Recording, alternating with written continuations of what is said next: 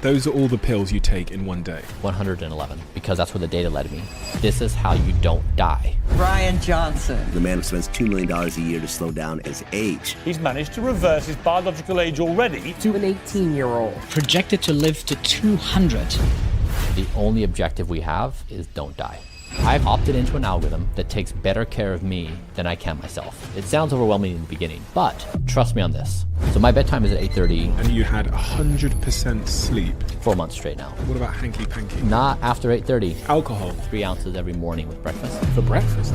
For breakfast. My last meal of the day is at 11 a.m. and every calorie has to fight for its life. You were very kind in bringing me some food. Presumably this is what you eat? That's right. If you ask the body, what do you want to eat to be in ideal health? This is the answer that it generated. That is a mushroom covered in chocolate. How fun. Why is Brian doing this? I was thinking about what your father went through, and I was wondering if there's some kind of link there.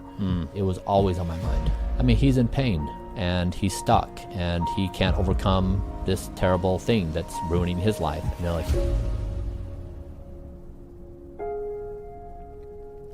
Guess maybe I've always felt like a protector of my dad, maybe? Are you trying to keep him alive? I am. You're very, very clearly mission-driven. The ultimate question becomes, are you happy?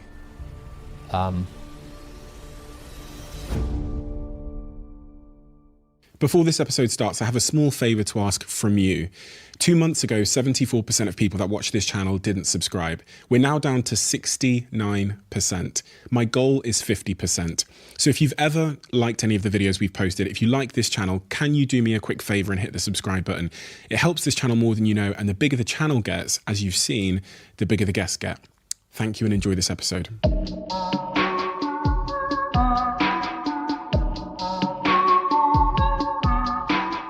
Brian, what mission are you on, and why does that mission matter to you, but also to everybody else listening to this right now? My mission is for the human race to survive and thrive. And it's figuring out what we do that creates the highest probability of that being possible. And why specifically have you taken on that mission versus any other mission you could have committed your life and time to? Why you? And I want the long answer to this. Yeah. All the context, going right back to the beginning. I had this transformative experience when I was 19 years old. I went to Ecuador and I was a missionary. And I lived among extreme poverty, dirt floors, mud huts, people not knowing how they're going to make ends meet day to day. And I came back to the United States, and my family was poor growing up, but it was opulent compared to Ecuador. I couldn't believe that I had lived in a bubble my entire life, unaware of circumstances, of other realities, like where I was at in Ecuador. And I was facing decisions in college, what to study, what to become, who I was going to be. You start creating these identities. All I could identify was this fire that had lit within me, that I wanted to spend my life trying to improving the human race at a global scale. I don't know where it came from, but it just, coming back from Ecuador, it seemed like that was what I wanted to spend my life on. I didn't know what to do. I was 21 years old. I didn't have any ideas. And so I thought I would become an entrepreneur, make a whole bunch of money by the age of 30, and then with that money, try to figure out a plan to do it. And so lucky me, I sold Braintree Venmo at 34 and made a few $100 million. It sold for $800 million, right? Mm-hmm. And then I set my mind to this question of what one thing in existence could I do that would be relevant in the 25th century? I grew up on biographies, and so I'm accustomed to thinking about things on a century's timescale. So doing things that matter in the news cycle tomorrow, but that intelligence in the 25th century would say, you know what? We appreciate what happened in the early 21st century. Take me a couple of years further backwards in the timeline. I want to understand, before the age of 16, how would you describe the personality of that young man? If you walked in here now and you sat down, how would you characterize that young man? Friendly and fun. So I think that the activity maybe that defines me the best is I was in 7th grade, going into 8th grade, and the kids started breaking out into different groups of identities, stoners, jocks, nerds. And it saddened me because I wanted to be friends with everybody. And people started creating these groups, and there was this conflict between which groups can hang out with which groups. And so I made a a map of the social structure of the entire school, of what people were in what groups, and then where they're at within that group. So were they the alpha in the group, and then you had the second tiers and third tiers. And then I systematically went about and I became friends with everyone in the entire school, every single group. And it didn't matter who you were, I was friends with you. And so I really enjoyed connecting with people. I enjoyed the friendships. I enjoyed the interactions. I enjoyed different people for different reasons. And I guess that's kind of stuck with me, where the idea of group structure and hindering, it's same with ideas. Like if you're in a certain idea and you can't bridge to another idea. The outcome wasn't the most telling part of that story. The most telling part of the story was the process. The process. If you made a physical diagram of the school, you didn't just do it in your head. You went home as a 16-year-old or something. Or So I was like 13, 12 or 13. Yeah. You must be able to say objectively that that's unusual behavior for a 12-year-old to be that analytical about problem solving. For a 12-year-old, that's not what I was doing when I was 12. I was kicking a plastic ball against a fence. And you're dissecting the social structure of the school and then manipulating it to make friends with everybody.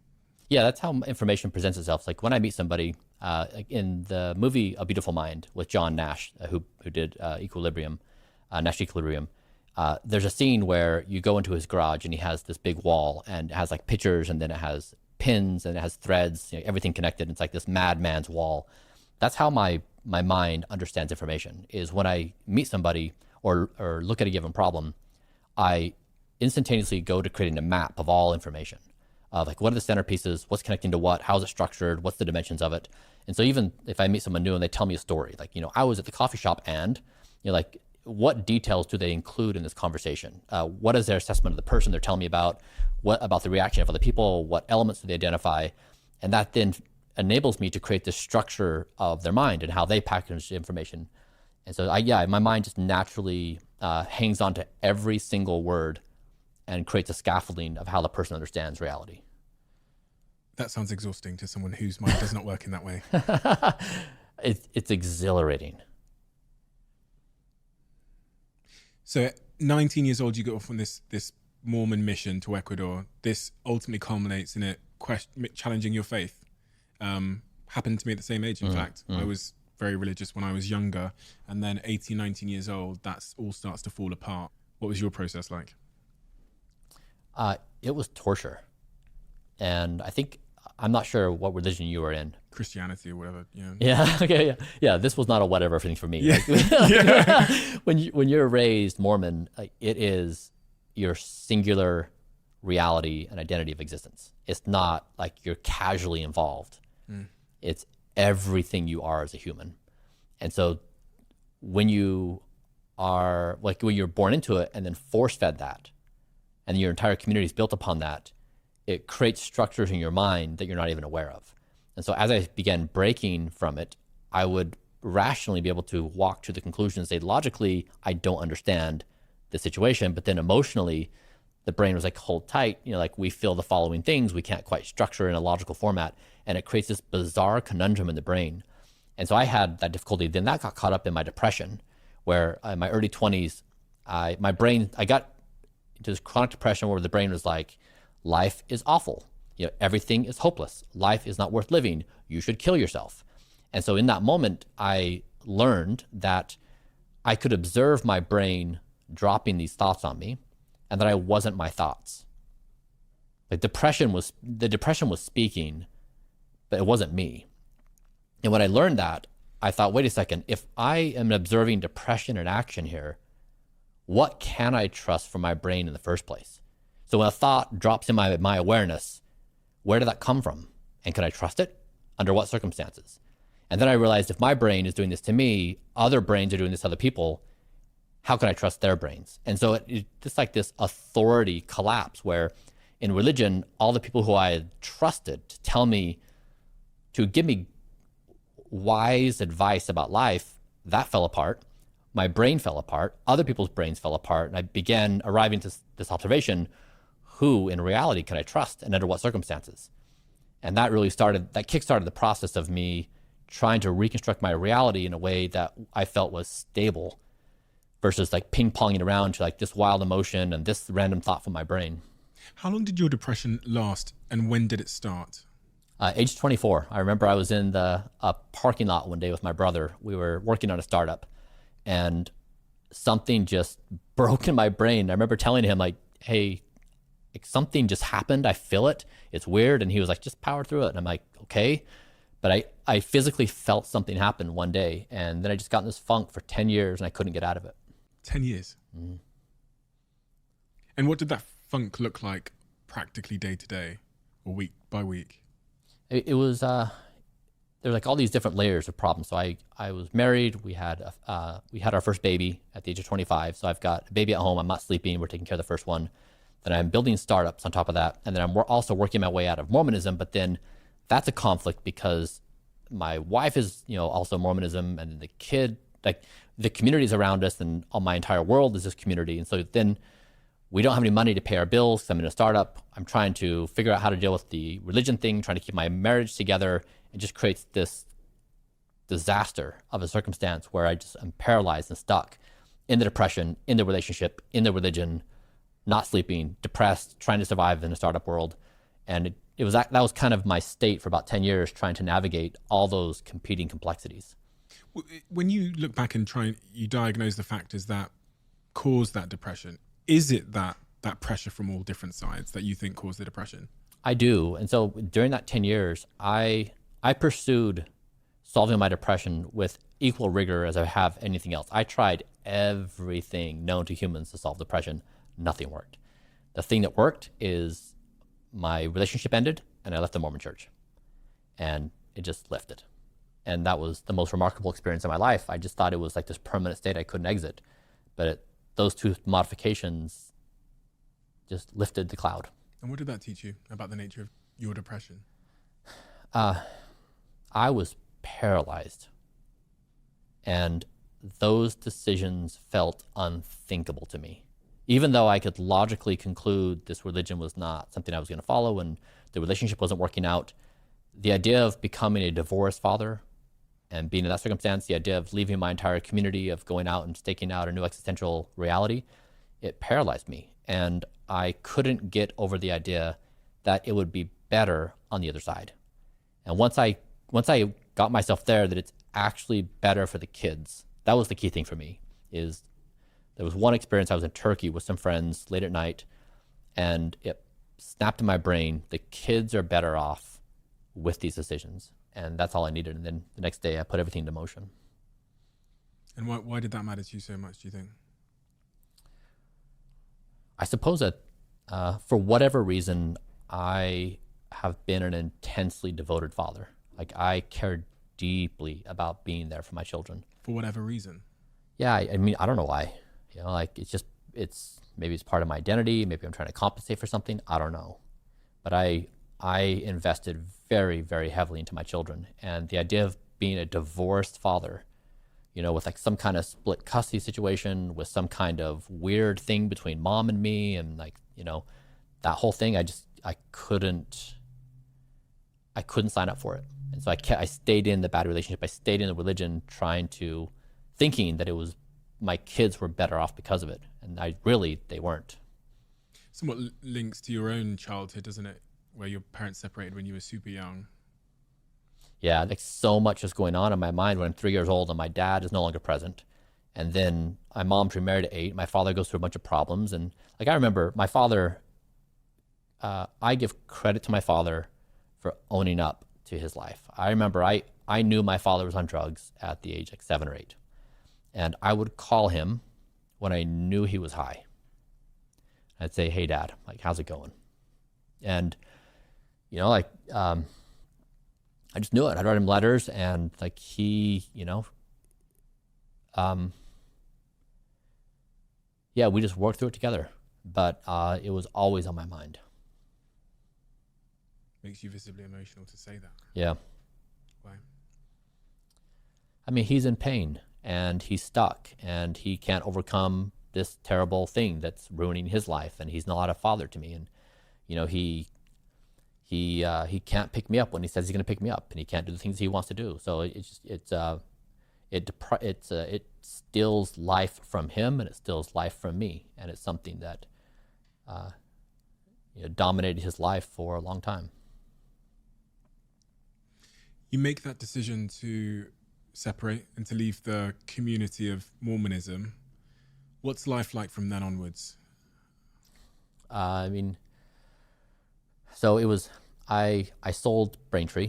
Yeah. So within 1 year's time, I sold Braintree, got a divorce, left the church, and overcame my depression. Wow. And what a year. What a year. And I think maybe the moment that captures it the most is I was in Virginia at the time, and I was looking at where I was going to live next. And so I spent some time in New York, and for the first time I went to a party in Brooklyn, a warehouse party, or they started like at midnight or 1. And I'd go there with some friends, and I would dance for 6-7 hours. And it was, I think, one of the most joyful experiences of my entire life. I had never danced before, but for some reason, this moment of eliminating all this weight that had been on me for all this time, I just felt free, and I could move my body like I never had before. My friends would, they were in disbelief that after 5, 6, 7 hours, I'm like, let's go, let's find something else. But it was, I think it was probably an outpouring of desire that I'd had for all these years that just was bottled up. And it was also the time that I was starting to reconstruct. I mean, I had the money. I didn't care about spending the money on anything. Money has no value to me outside of the objective to do something meaningful for the world. And so I really started spending an enormous amount of time thinking about through this question. If you apply this filter, what matters in the 25th century? Like, you go back and look what matters in the 15th century and 16th and 17th, and you find that 99% of all things that happen, I'm making up a number, is gone. And we're left with these teeny little nuggets of information. Now, there's more because we're capturing more than we ever had before, but time has a way to filter out non-essential relevance. And so if you say that now, if we say what we're doing in 2023, and you look at your life and you map out what's going to be left of your existence in 10 years, 100 years, 200 years, 300 years. And that's what I want to focus on, is only those things. Everything else is, to me, it's not for everyone. For me, it's a waste of my capacity as a person. When you describe dancing in Brooklyn, I mean, I lived in Brooklyn for 3 years, so I know the warehouse parties, I know the vibe, the very low, unsuperficial nature of the place and the energy. You describe it almost therapeutically as being able to kind of shake out weight that you were holding. Yeah. Specifically, what is that weight you were holding? You've sold Braintree, you're dancing in Brooklyn. What is the weight you're shaking out? My entire life, I have been told by authority structures, whether it be a religion or society or a relationship or community, you can do these things, you can think these things, you can say these things, and you can become these things. Everyone wanted to put limiters. And after that, none. It was no longer a game of what you can't do. It was a game of what I can do. And it just exploded. And now my entire life is what I can do. The potential is terrifying. And the moment somebody starts creeping on that they want to superimpose a label on me, or superimpose a norm, or superimpose any tool humans have to say, oh, you stepped out of line, you need to be punished. I can feel it. Like, I know where people try to create those guardrails, and everyone does it because it's like, oh, if you're doing something that's not normal, I feel uncomfortable. I want to bring you back into the herd because that's going to make me feel a lot better. And so I'm attuned to the constant attempts at people trying to normalize everyone else. We do that in language, right? We say someone is weird. Mm-hmm. And, I think of moments where I broke out of my community. When I say my community, I mean, like, you have a group of friends and then you say, I'm going to start a business. I'm going to be this guy. And they use words to pull you back in. They use facial expressions, little subtle, Exactly. The telling you you're weird and stupid and ridiculous without saying it with words. People think you're weird, don't they? They do, don't they? That's one word they use, yeah. Yeah. Now it makes sense to me. Now it makes sense to me. With the context of your religion and how imprisoned you say you felt in the context of that religion, I can now understand your resilience and your resistance to falling in line. Yeah. And not only that, it's play now for me, right? It's like a mousetrap. I want to push the part of the mousetrap that makes it snap and pull my finger out before my finger gets trapped.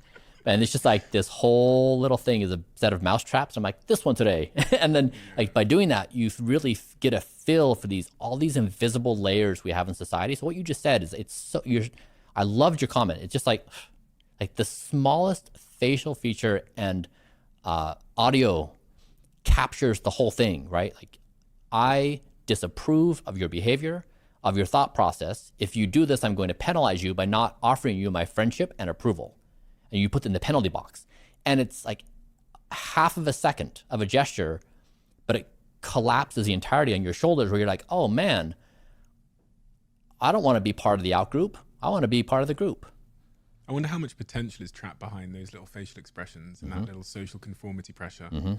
You know, like human potential of creativity and ingenuity and thinking for yourself, you know, must be Jesus Christ, most of human potential must be trapped behind that. Yeah.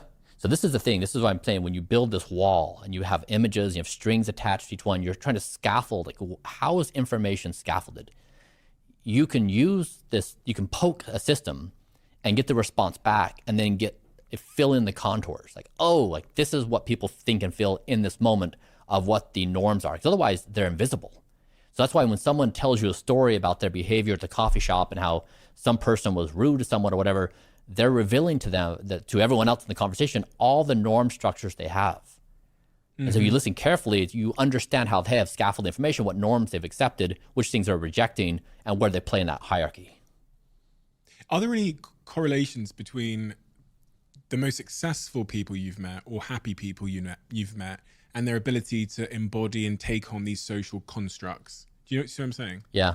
My mother is one of the happiest people I've ever met in my life, and she plays exactly in the norm structure of the religion. She's deeply religious. She's still Mormon. She thrives in the Mormon community. Everyone loves her. She's delightfully happy. And so my mother does not need to push boundaries. She doesn't need to explore other possibilities. She has a singular reality. It works for her. She's happy. She's joyful. She's a fantastic mother. So I guess there's like all these different archetypes of people who play in different spaces. For me, that wasn't where I thrive. You thrive. My education has come from biographies. And I've read, I don't know, over 100, all throughout history. And I love learning about people in their time and place who identify something impossibly hard to see and do.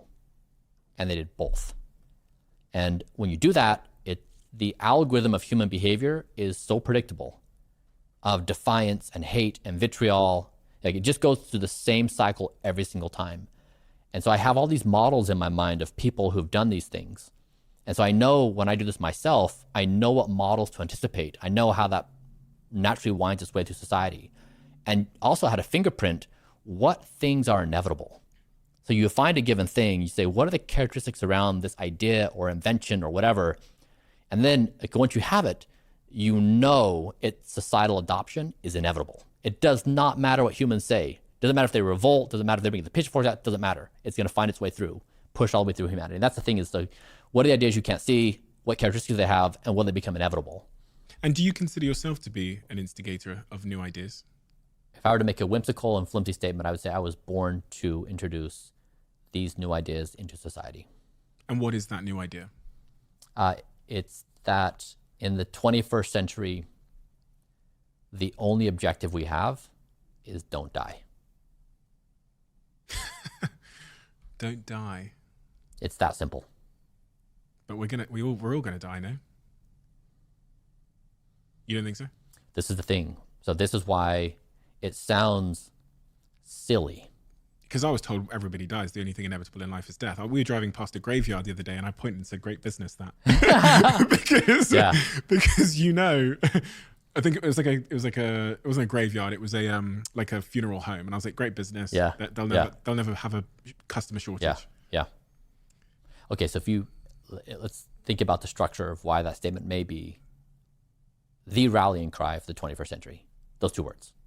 So we may think like we're inclined to think that genius or sophistication or whatever is in this much broader complexity of statement. It may be two words: don't die. So galaxy is 13.8 years old. Earth is 4.5, right? Something like that.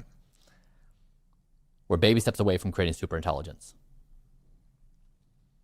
We cannot model out what the future is going to be like in any way, shape, or form. We do not have the intellectual capacity to predict, to model, to anticipate. We're blind. It's an intelligence far superior than us. In that situation, the only thing we can play is don't die, don't kill each other, don't ruin our biosphere, don't ruin planet Earth, and don't underestimate aligning with AI. The only objective, the future of our existence, we have to figure out how all intelligence on this planet cooperates. Humans and the planet, artificial intelligence. It's this big tapestry of goal alignment, of cooperation. That is the only task humanity has ahead of us. Okay, let's start with number one then. Yeah. So the first one is don't die. So I guess, yes or no question, do you think it's possible for us in the short future to live forever? Yes. Okay, right. I'm going to go one step further back. Your health journey before you came to that realization, what did that look like in terms of, were you a healthy young man? Were you drinking alcohol? Yeah. No. I mean, as a kid, my mother did the best she could under the circumstances. We were pretty poor. She ground wheat. She made bread for us. We also ate sugar cereal. We put sugar on our sugar cereal. We were in the sun constantly with no sunscreens. We had excessive sun exposure. We ate processed foods. Like it was the United States cultural environment in the 1980s. Like we just were cemented in that cultural norm. So I'd say, not terribly healthy. Then 20 years of entrepreneurship, depression, bad relationship, trying to leave religion. I kind of destroyed myself, body and mind, for 20 years. And how do you feel about that now? Because I remember reading a quote where you said, it pains me to think about the damage you've done to your body up until now. It pains me. Really? It pains me to see all the damage I did to myself. Really pains you? It does.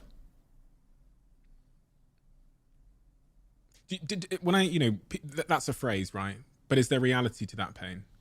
I feel like I have a relationship to my former self as though my former self were present. I don't view it as it's gone by, because in many ways, when I'm reversing my aging, when I'm becoming more healthy, I'm moving back in time. I'm moving back to a younger biological state. So I'm occupying the person that formerly occupied me.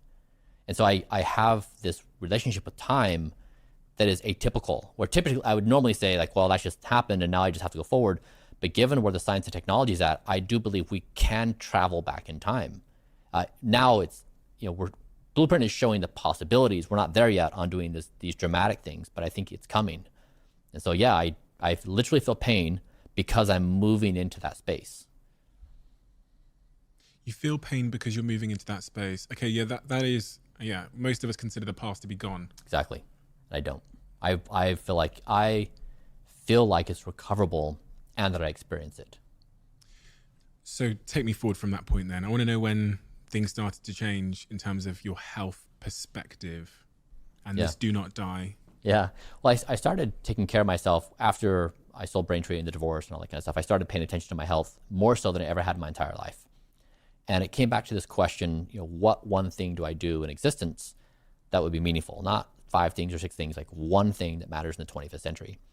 And I came up with this idea that basically the core of it is I can't trust myself to act in my best interest. And it stemmed from depression. I knew my mind was encouraging me to commit suicide on a nonstop basis. And yes, yeah, that's what chronic depression feels like, is you desperately want to commit suicide every moment of every day. You just want relief from the awfulness, and you cannot imagine feeling not depressed. And so I knew that I couldn't trust my mind when it was doing these things. And so then also I had this problem with food where I would feel so depressed and I would feel stressed from the day, from work, with my kids. And so it was my inability to stop myself from overeating every single night and walking myself into an early grave. So then I paired those two things together. I'm like, okay, first of all, my brain's like, hey, why don't you commit suicide? And two, my body's like, why don't you just eat yourself into oblivion? And I couldn't stop myself.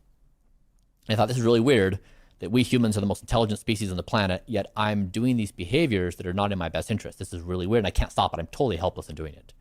And I started piecing together this philosophy of like, okay, this is interesting. We kind of treat planet Earth like we treat our bodies. My behavior is not too dissimilar from what society is doing. And I thought, what is the larger implication of the situation? We humans have a problem of acting in our best interest. Is there an alternative structure of authority that could do a better job? And that's when I really came up with the core of what Blueprint is, which is I said, okay, instead of my mind doing this on a regular basis, I'm going to measure every organ of my body. I'm going to ask it what it needs to be in its best space. So my kidney and liver and heart and lungs, I'm going to take the data, look at scientific evidence, and then create an algorithm. And then I'm going to follow that algorithm perfectly. And so my body is going to call the shots, not my mind. And that was when it all kind of came together with trying to piece together AI. Maybe the revolution is we humans have done a wonderful job to arrive at this point. Maybe it's time for us to pass the reins to other control systems that manage our long-term interests better. And what are those long-term control systems that you believe can manage our interests better? I mean, for example, now, like my mind is not authorized to look at a menu and order. It's not authorized to have a pizza party. It's not authorized to just, on the whim, decide I want to have a cookie. My body is in charge. My body reports this data, it looks at scientific evidence, and an algorithm runs. So I have opted into an algorithm that takes better care of me than I can myself. My mind can chirp and can heckle from the bleachers, but it does not have the authority to make the decision. But you must understand the mind is doing that for a reason. The mind is also concerned with survival. It's not there to cause harm to you. That's not its objective. You know, that makes no sense from a survival perspective that you'd have this enemy in your head. So how do you reason why the mind is telling you to do these things? If we just let the data speak. So let's just say we're looking at DNA methylation patterns, and this is data that shows how fast the body's aging, shows your speed of aging.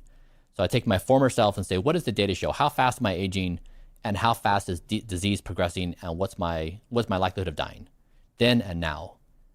And you compare the two, there's no comparison. The system that's running me now so far outcompetes the other version, it's ridiculous. And so just so let's just, I'll go one layer deeper on this. What I did is I asked this broader question. So we have AI, we have superintelligence being created. We have to figure out alignment. How do we use AI so that we humans continue to exist, so we don't kill each other, so that AI doesn't destroy everything? So we're just trying to survive, right? Society to survive. How would you possibly go about doing that problem? And so I started thinking about this alignment problem within me. So I'm 35 trillion cells, thereabouts, maybe more. How could I, as an entity, align my 35 trillion cells to cooperate?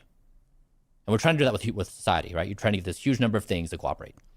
And then I wanted to measure it and say, okay, what is perfect cooperation on the objective of me slowing my speed of aging? And then I did hundreds of measurements, and we said, okay, here's actually what science can do in this moment with everything, with diet and sleep and exercise all being perfect. Here's the maximum amount of slowing the speed of aging for my 35 trillion cells to do. Anything above that, I consider to be an act of violence. Now, we use violence in society we typically associate people beating each other, like physical acts of violence. I expanded the term to capture my own behavior. So if I ate something or did something that would increase my speed of aging, that was an act of violence against self. because my 35 trillion cells were no longer aligned. It was like this one aberration, be like, hey, I want to do this thing, but it ruins 35 trillion cells. So I wanted to pose the question, we as a species are trying to figure out how to cooperate. Can I do that with me as a single entity? And that's what I've been trying to do. Goal alignment within Brian Johnson, 35 trillion cells to a single objective exist. So why is the brain our adversary? Why is it being uncooperative with the longevity of the 35 million cells? I mean, let's just say, let's just remove all story. Let's just say if we categorized as violence anything we did as a species that brought death closer to us, whether it be our personal death or whether it be the Earth's death, and we quantified that and we said, how much violence do we do in a self-destructive way? What is that number? Huge. So when you look at that frame, we are a self-destructive species. Now it goes back to this idea of death, of like, if you say death is inevitable for everybody, it doesn't matter if I commit these self-destructive acts. Like, I'm gonna die anyway, so like, why do I care? If it's 10 years earlier than normal, whatever. I'm 35 now, and when I'm 70, I don't care if I live to 80. Like, that's how you think. So that's why this whole death idea feeds the self-destruction, because no one cares. If death is not inevitable, you immediately come back to the thing that threatens the thing you care about the very most, which is anything that threatens existence. And so the society we have right now, the majority of the philosophies say, play by these rules and you get this afterlife, right? They've said death is inevitable, but we're all playing for this later game. And so everyone feels fine in this colossal self-destruction.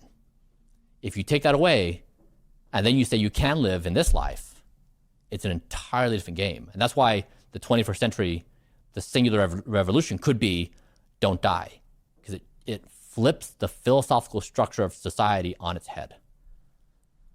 And this all led you to Project Blueprint, which is what? Project Blueprint is an attempt at don't die at every layer of society, individually, collectively, with AI and the planet. So are you trying to reverse your age, or are you trying not to die, or are you trying both? Both. And so the same thing is true, like just like I've done Blueprint with me, planet Earth is the body. So you would approach the same problem. You would measure Earth with millions of measurements at some interval. You'd use scientific evidence to say, what is the appropriate sustainable biosphere of coral reef, of ocean, of temperature in the world, of ocean acidity, of all the different parts of our biosphere.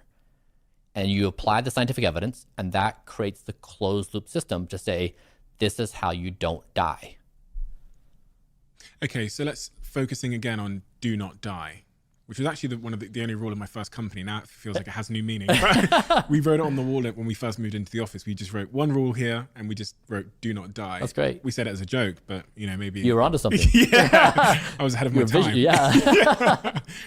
When you think about do not die, what are the things that stand the greatest chance of killing us in order of priority? Like there's basic things on a day-to-day basis. Like driving is among the highest risk factors we do, all of us do on a daily basis. So every time I get into a car, I have a ritual where I say it out loud, driving is the most dangerous thing I do. As a reminder, every time I get in the car, don't text, don't be on your phone, like pay attention to the road, because like you forget every time you jump in the car, you're so tempted to like do all these things that imperil your life. So you say that out loud? Every time. I'd love to watch you drive. I mean, you can drive me whenever as well, because I feel like I trust you to focus on the road. So driving's number one of things that pose a really statistically high threat of mortality. What else?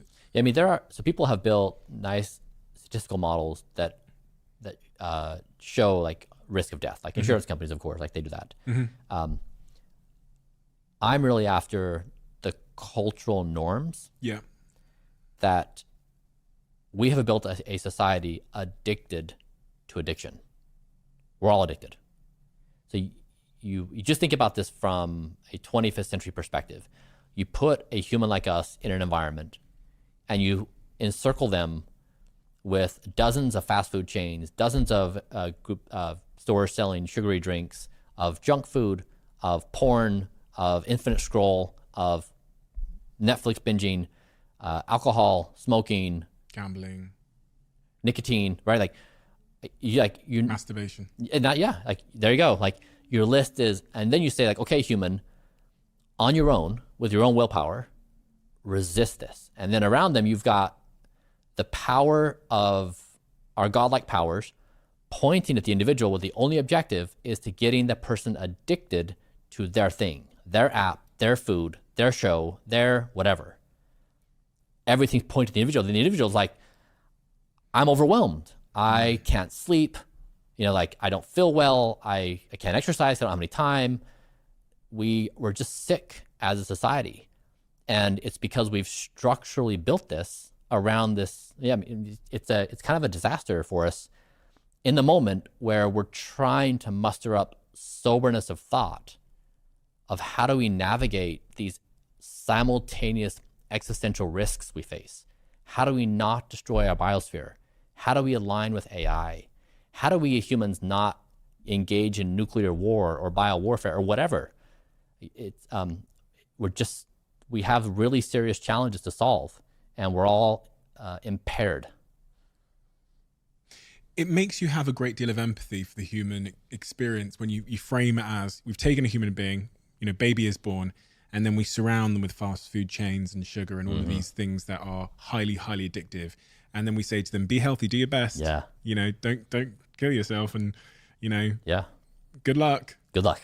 It's sad. And then I say empathy because when you frame it like that, I go, no wonder people are struggling, with sleepless nights, obesity, cardiovascular diseases, porn addictions, drug addictions, because we've manipulated I'm not going to try and pretend I'm a neuroscientist, but we've manipulated the chemicals in their brain to control them often for corporate greed and other things. That's right.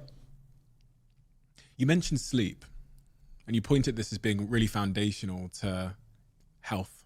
Yeah. When I sit here with these, psychologists and health experts and doctors and heart surgeons and brain surgeons, they always point at sleep as they all point at sleep as being foundational. The other day, you did a tweet about your sleep. Do you know what I'm talking about? A screenshot. Yeah.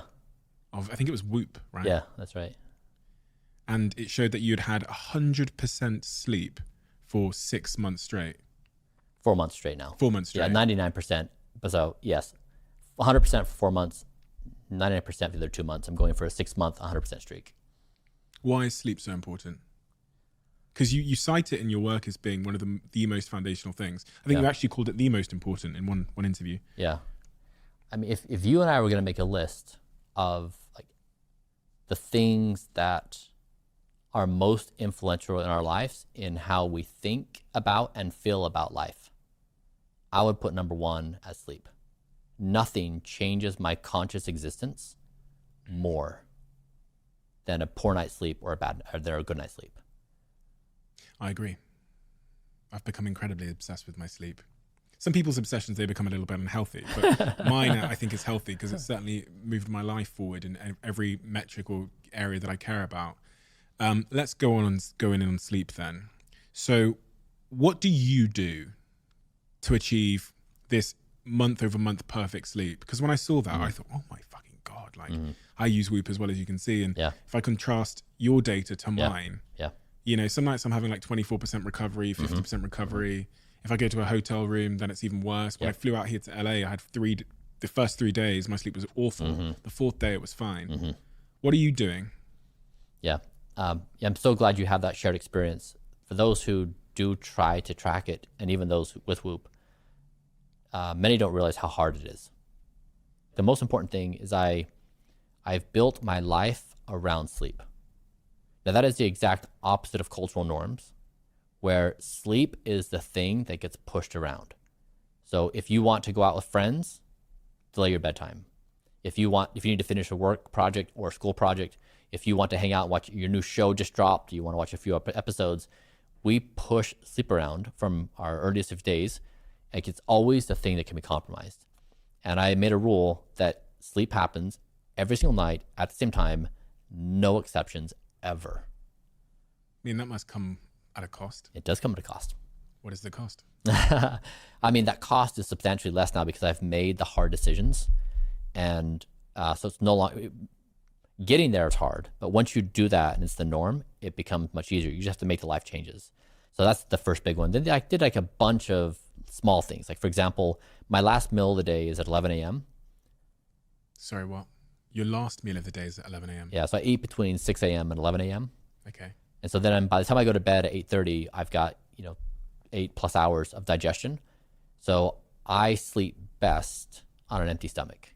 Now, some people don't like that. They feel pain. They do much better sleeping towards night. But I ran a few hundred experiments of a time to eat, how much to eat, what kinds of foods to eat, what kind of exercise protocols. I've trialed hundreds of times, and I found a protocol that worked for me where when I do this and I lay down before bed, my resting heart rate is around 45. If I get that, I know I'm going to have a near perfect night's sleep. If it's elevated at like 53 or 54 because of like a few events that could trigger it to go higher, I know I'm going to have I'm going to struggle to hit like deep and REM goals, and I might be a little more restless. I'll still hit my 100% objective, but it's not going to be as the same level of quality as if I hit something else. So I know all the little teeny tiny tweaks to get this to be perfect every night. I asked you a second ago, I want to make sure I get an answer to this. I said, this must come at a cost. Yeah. What is the cost? So my bedtime is at 8:30 because that's where the data led me. I tried 11, 10:30, 9. I tried all the different variations, and this just worked. So anything that happens past 8:30, I don't participate in. And so sometimes my friends are doing things past 8:30 that I want to do, but I don't do them. So I miss out on certain social events. Now, my friends have been cool enough where they'll do things to accommodate my time frame. So they'll do something in the late afternoon where I can do things with them and hang out and have fun and still make my bedtime. And so my friends and family have been great to adapt to allow me to participate in community while still doing this. So I've been experimenting as well. I mean, fucking hell, to tell you I've been experimenting feels like I'm not going to say my experiments, but what I've got a bunch of hypotheses around my sleep. One of the big ones as well is the room temperature. Mm-hmm. So during summer in the UK, because most houses in the UK don't have air conditioning because we don't expect the sun, so it's a surprise. Yeah. Right? Through those 4 weeks where we have sunshine, my sleep is awful. I'm sweating in bed. What would you say about temperature? And also, I've got a broken blind in the room. Yeah. So at 6 a.m. or whatever, the light starts pouring in. What would you say about all those factors? I agree. Temperature plays a significant role. Light does. Sound. Yeah, whether you have a partner in bed with you or not. Yeah, I want to talk about this. Yeah. Because I actually was speaking to Simon Sinek last night about this. We went to dinner and I was talking to him about having sat with Matthew Walker, and we discussed, I think Matthew Walker, don't want to quote him inaccurately, but he said, when there's divorce and couples break up, 15% of the reason is attributed to sleep, i.e. them compromising each other's sleep. What do you think about sleeping in bed with somebody else? It's a hard topic because a lot of people don't have the luxury of sleeping in different rooms. Yeah. When somebody wants to have good sleep, there are some things they can control, like trying to go to bed at a certain time is something they have some control over. They need to adjust lifestyles and family and stuff like that. But sometimes that relationship, so people who do have the fortunate circumstances to be in separate rooms, it is substantially better, because trying to negotiate with another person, their bedtime, their sleep hygiene is really difficult. And wake events are very costly. Once you get woken up and then going back to sleep is very hard. So it's just extremely challenging when you've got to coordinate with another human. So do you ever sleep in bed with someone else? No. What about hanky panky? No. You have no sex? Not after 8:30. Okay, so you've got to do like morning glory. Yeah, I mean, so these are the kinds of things, like, so I'm single. Yeah. In circumstances where I've tried to date, the first thing I do is I give them a list of 10 things. Like, here's all the things you're going to hate about me, and it's going to make me an impossible partner for you. And those are like, it's a big deal. What is on the list? Give me the list. I mean, so sleep is one thing. I go to bed at 8:30. My food regimen is another. Now, I do compromise on food. So like if we go out with friends and we'll have a dinner time, then I will save up a certain number of calories, and I'll eat something at the restaurant, some steamed vegetables or something like that. So I do try to be normal. And also, when I'm out with people, nothing makes people feel more uncomfortable than an empty plate. It's like, what are you doing? And are you on a fast protocol? Are you on a juice cleanse? And so I just try to blend into the environment. So like, there's no questions. Everyone can enjoy being present. So I try to do those things. But other things, for example, like my desire to speak. I'm not a talkative person. I don't do small talk. So my son and I have a protocol at the house where there's no exchange of like, good morning, how are you? Like I'm deep in thought. Like I go to bed early, I wake up early, and I have these 4 or 5 hours of concentrated thought where I can think about these really big pictures and try to pull myself out of my situation and just be as sober as possible. Like, what is really happening to the best of my abilities? And I probe myself to these deep levels. And you can get knocked off so fast, just like a little teeny interaction. Hey, how are you doing? How was your sleep? You have to activate this mode of like, I'm going to be a nice person. I'm going to engage with you. I'm going to listen to you. And just shifting that knocks me off. And so with the path that I've chosen, that I really care about achieving these objectives, I break all these social norms. And it's offensive to a lot of people. That it's just not an acceptable situation for a lot of people. That's another instance though where someone would say, oh, he's weird. Yeah, exactly right. And when I was just saying this, I absolutely am mapped to everyone listening to this being like, that dude, it was awful. I would never want to be with him. Oh, what a bore. Or like, I'd imagine, I can see all the comments on social media now, like dozens and dozens of people ripping me to be like, oh, that dude, and like making their meanest comment. I know that's going to trigger it. And so like throughout this whole thing, of course, like people are going to grab what I say and they're going to try to just dissect me and rip me apart for all the things I violate that they don't want to exist. So it's a constrained romantic relationship we're going to have if we're me and you together, Brian, because obviously can't speak to you in the morning. Can't really do any hanky-panky after 8:30. So, I mean, there's kind of a small window for our relationship to exist. We're going to have to get a lot done in that like 3 or 4 hours. Yeah. We're going to have sex, and then we're going to have to resolve all of our problems, and then I'm going to have to offload. Yeah. What else is important there? Tell me about your sleep regime. So the things you do just before sleep. We know you don't eat near sleep. Anything else that's really important? I'd say, let me take them off. It's go to bed, same time every night, no exceptions. Temperature controlled room and or mattress. What temperature? I currently am at, I think 71. I go to bed at 78 and then Fahrenheit, and then I sleep at 71 thereabouts. Then I come up for REM at 73. So temperature and then sound. Sound. Yep. So aware of potential sources of noise that could wake you up. So if you're in a noisy environment of sirens, like a big city environment, or dogs barking or something, being aware, because sound will wake you up. And so you're really trying to minimize the number of times you wake up. If you need to do something to limit what gets into your ears, or doing white noise or whatever you're doing, then identifying when you eat and what you eat. For example, I know from my experience in trying these things, if I were to, sometimes I would try an almond crust piece of pizza. Like this is years ago when I'm really trying to start figuring stuff out. That would wreck my sleep.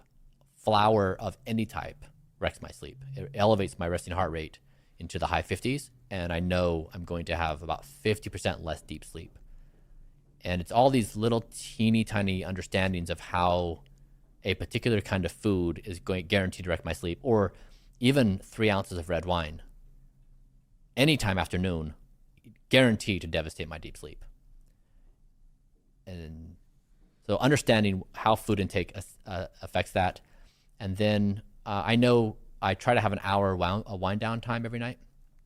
If I go to bed, if I work right up to when I go to bed, I will ruminate all night long on that topic. And so it will feel like I never actually go to sleep, because I'm always just in that light sleep ruminating on this problem. But weirdly, I found that if I follow my entire protocol right before I go to bed now, I'll assign my brain a problem every night before I go to bed. And I now have my very best thoughts in life in my sleep. My brain figures things out much more efficiently in my sleep than I do when I'm awake.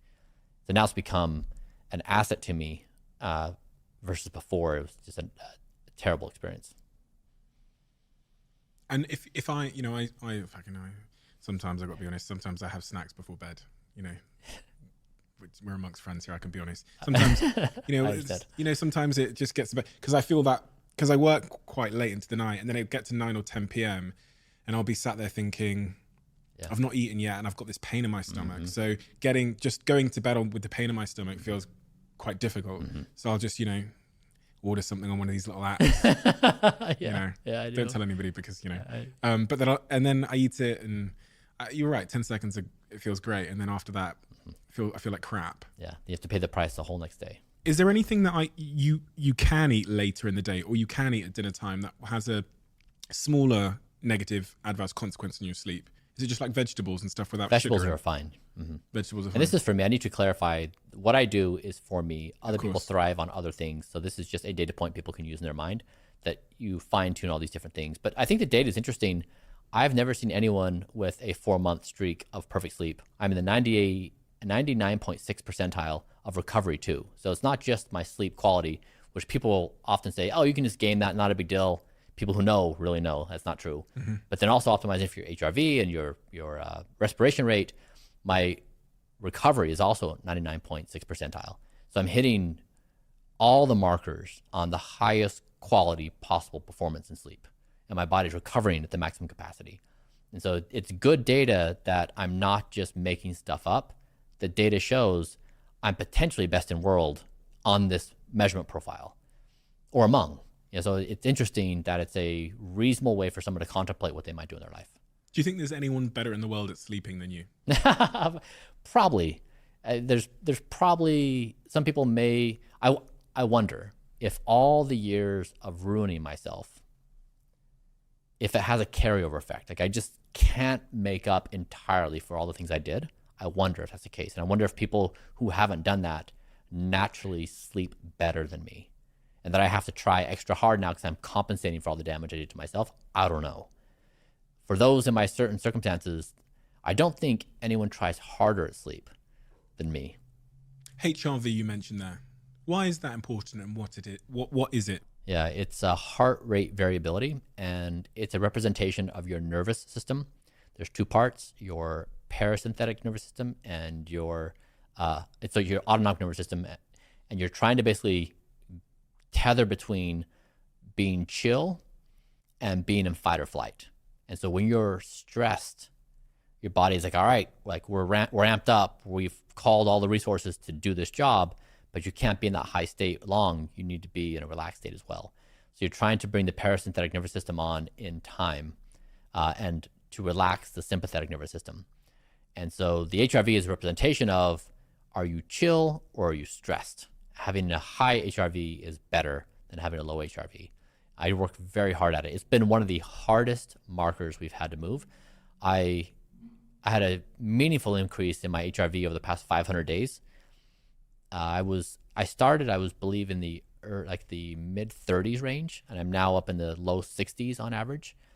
So good gains, but still not anywhere close where I want to be. Where I thought we'd be at this point. It's been really, really hard to move. And you hate heart rate variability, right? Yes. Is that what it's called? And what is that? As in, it's the gaps between your heartbeats or something? Exactly. Yeah, it's the interval between. Yep. So it measures the interval between your heartbeats and how much that varies, or? That's right. Okay. So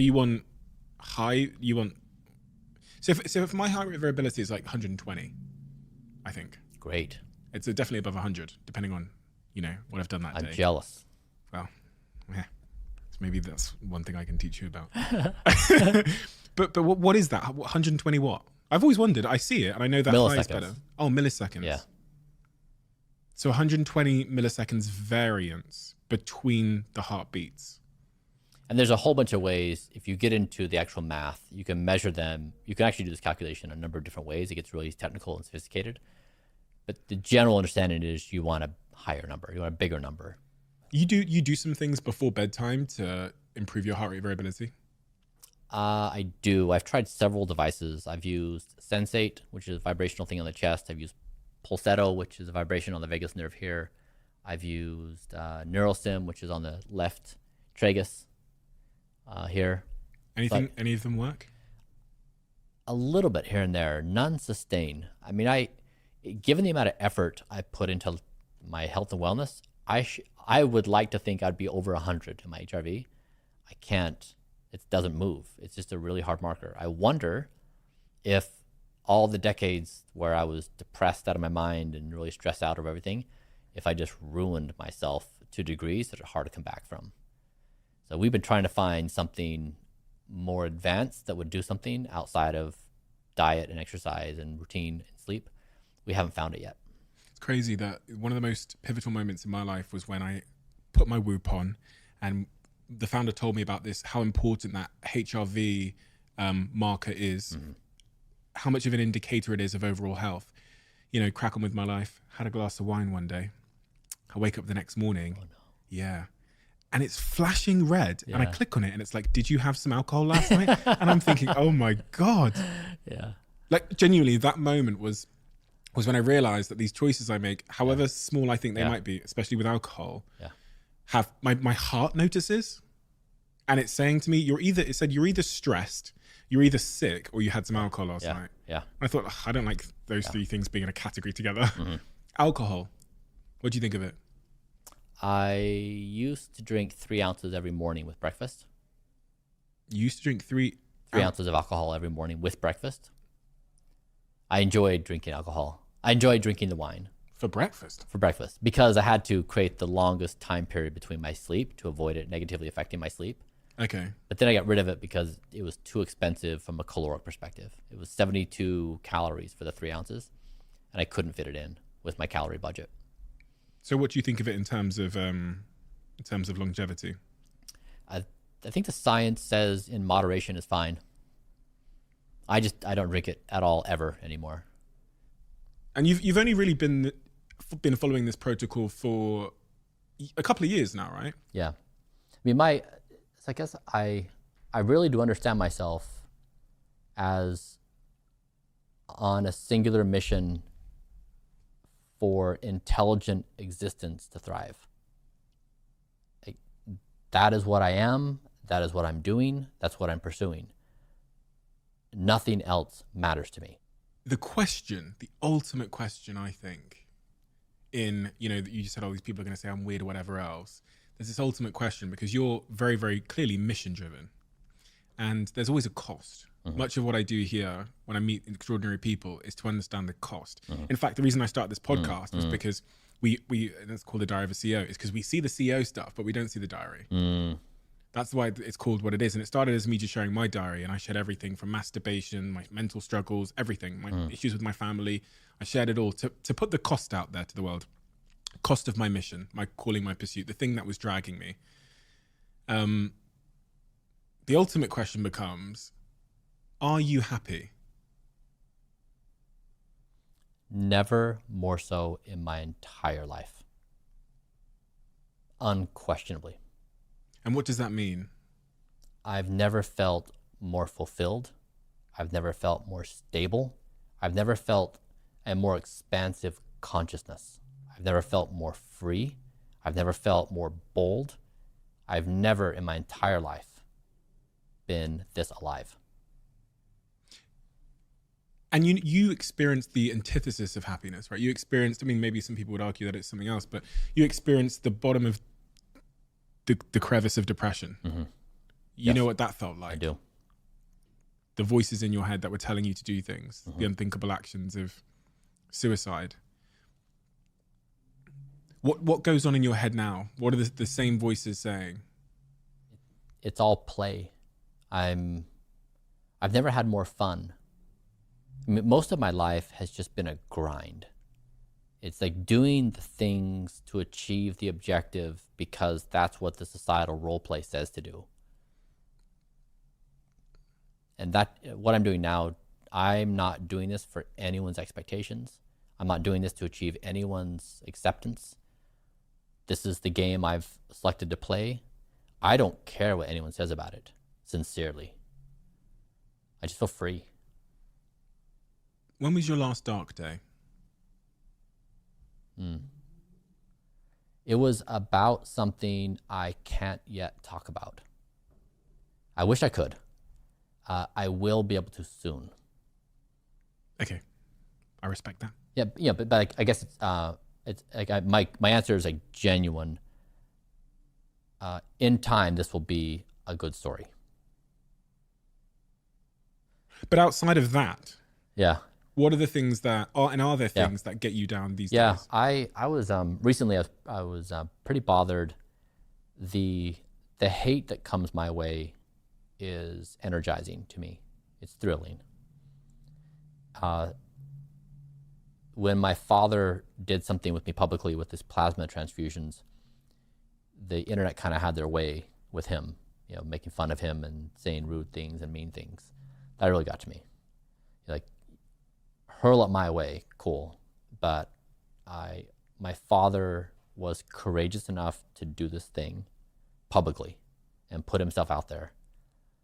And he just got torn to shreds. And it made me feel very sad and ashamed of humanity. Like my 70-year-old dad, you know? Like, he's not picking a fight with somebody, you know?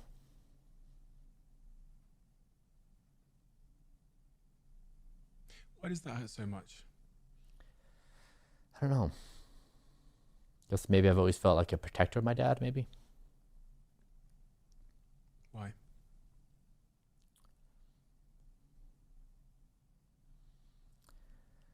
It's just kind of how our roles developed, I suppose. You know, when he was in a state of need, I was in a state of ability to give. Started off when I was young. You talked about plasma. I saw the image on your Instagram when I was waiting for you in there. I was going through your Instagram and looking at all the captions on your posts and stuff and there was that photo of you, your son, who looks very much like you, by the way, and your father, beautiful photo of you, all of you wearing vests. And this was one of the sort of experiments you did. Mm-hmm. You had a hypothesis. The hypothesis was... What was the hypothesis? Yeah, we as a team, we have scoured every scientific study ever done on longevity and lifespan. And we've ranked, prioritized all of them. And we filtered out like which one, you know, animal models, human models, and we tried to decide which things to do and why. And plasma exchanges surfaced as a potential option. And people were doing it for cognitive decline. And so it came up where I was talking to my dad and he said, hey, Brian, I want you to know something, that when you begin experiencing cognitive decline, which I have, you don't know. He said, I always thought that like, if I'm starting to lose my mind, I'm going to pick it up and be like, oh, I'm not as sharp as I used to be. But you don't know. It's invisible to you, which makes sense. And so he said, I've been on Blueprint for a couple of months. It's come back. So I'm aware of how fast I was losing my mental acuity. I'm back. So in that conversation, I said, Dad, you know, I've been looking at these plasma exchanges, and there's some interesting studies going on right now with cognitive decline, Alzheimer's, and the things like that are showing interesting results. Now, the science is still emergent. We're not sure it's going to work. But if you were interested in doing this, I'd be more than happy to donate my plasma to you. That's how it happened. And so then I tell my... Plasma is... Oh, yeah. So we have blood in our body and plasma. So you take the blood out. We're half blood, half plasma. Mm-hmm. So you take blood out, you spin it up. It separates into yellow stuff, which is plasma, and the red stuff, which is blood. And so they're just different things in the plasma. So it's basically taking plasma from the body. And so I gave my father a liter of my plasma. But I was talking about this to my son. I was like, hey, I may give up a liter of plasma to my dad. And so my son is like, cool. Can I be involved? It's like, all right. So it was like this really organic thing around my father. And so it was, a lot of people learn about this and then they immediately imagine like I'm in a dungeon drinking my son's blood and I'm like harvesting his organs. And the reality was it was a whimsical, fun, you know, heartwarming thing that our family was discussing. And so we did it. And there was some sort of efficacy shown in mice or something, wasn't there? Yeah. Yeah, the evidence is like not bad. It's not terribly persuasive. It's emergent. So it's not like we were going in there and thinking that we had a slam dunk. It was like, it's interesting. It's safe. So let's give it a shot. And it didn't really work. So On me. On you. Yeah, which makes sense. I mean, so I'm chronologically 45.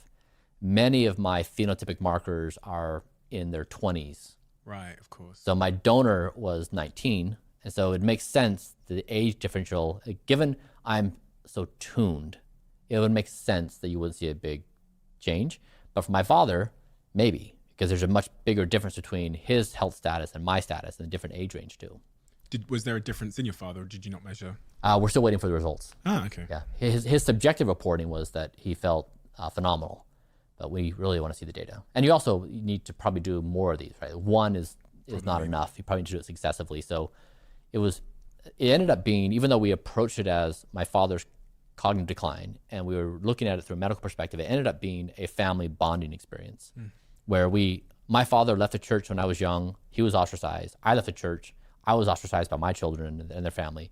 So in my estimation, we are divided by the mind, united by biology. This goes back to Blueprint, which is, are there control systems that help us cooperate? Not the mind. Now our mind, we want to create tribes, we want to fight with each other, and we want to find good and evil and all that sort of thing. Biology doesn't, biology maybe is a different control system. And so we were just trying to optimize health. And so you go back to that system, what are the control systems running humanity, running our families, running you and me, running society? I thought it was beautiful because it was an experience my father and son and I never would have imagined we'd have in our entire lives. And it ended up being a spectacular experience for the family that we really appreciated. As you were speaking, I was thinking about something I've just written in the book that I've been writing. One of the pages is when I discovered my father's cigarettes. And it was this like earth-shattering moment in my life because I was suddenly haunted by this feeling that my father was going to die. Yeah. Because as a kid, cigarettes are bad. Yeah. Everyone tells you that. And then when you find out your father is smoking them, when I was like 14 years old, it was this kind of crisis in me that my father's going to die. And I was thinking about what your father went through and how that might have introduced the concept of death to you at a young age. Then I was also observing how much he means to you and every word you say about him and your protectiveness over him. And I was wondering if there's some kind of link there. How did you reconcile with it? Trying to get him to stop smoking. Yeah. Yeah. There you go. At all costs. What'd you do? I think I cried about it a few times, but I think I just made him feel bad about it as much as possible. Right. Like Yeah. Maybe that's like the best tool you can use when you're 14. What about you? I'd write him letters. Really? Yeah, every week. I'd write him a letter, tell him how much he means to me. I'm thinking about him. Yeah. In the hope that it would give him the power he needed to overcome his addiction. Did you think about him dying at that age? Had the concept of death crossed your mind? I just wanted a dad.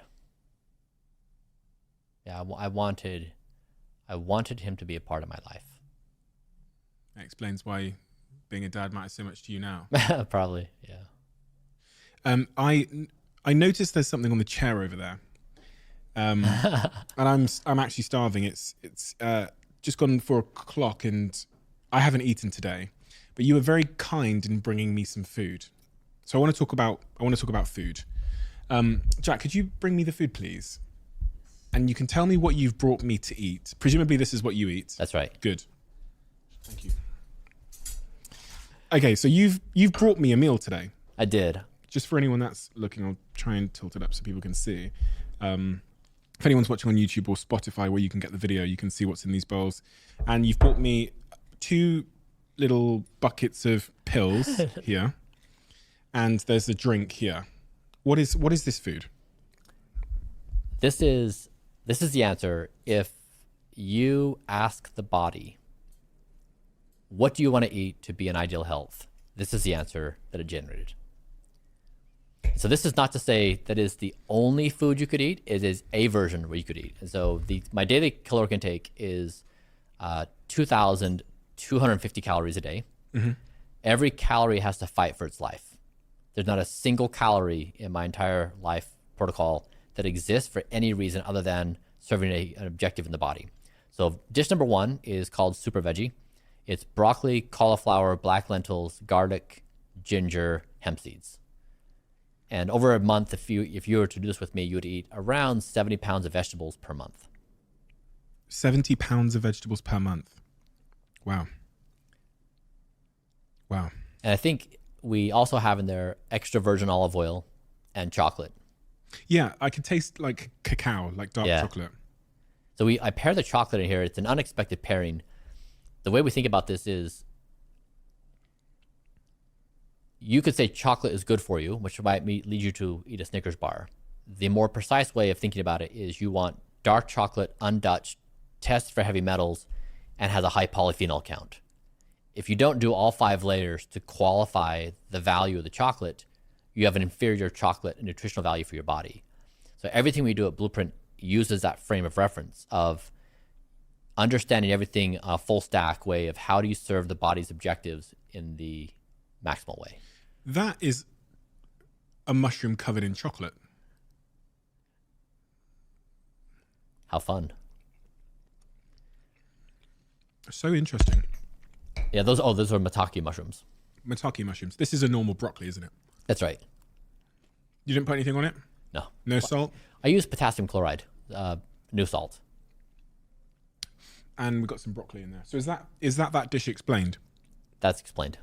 Okay. And then this looks like dessert to me. Nutty pudding. It is, many people consider it to be a dessert. It's macadamia nuts, walnuts, flaxseed, sunflower lecithin, pomegranate juice, berries, and pea protein. And is this the entire meal you'd have in one day? There's one more dish, which we don't have, which varies day to day. Okay.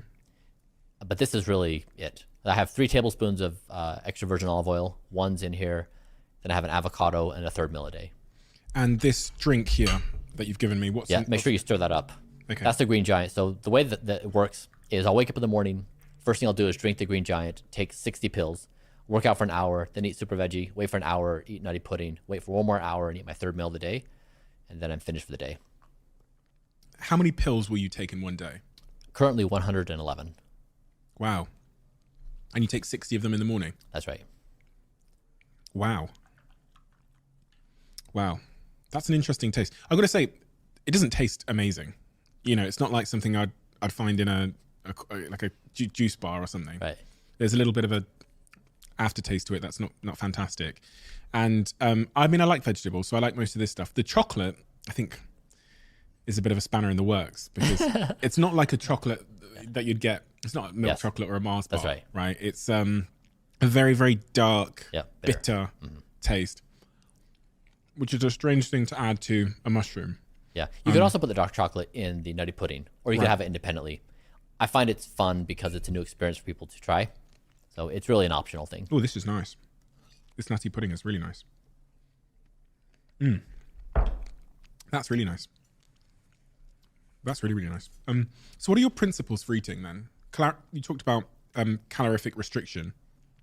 How important is that? Because I eat a lot and I don't count. I just eat. Yeah, and I'm like, at my heaviest, I'm 15 stone 5, which is what, about 100 kilograms or something. So I'm quite heavy, and I eat, and I go to the gym every day, but I eat a lot, kind of out of control. It has compelling evidence.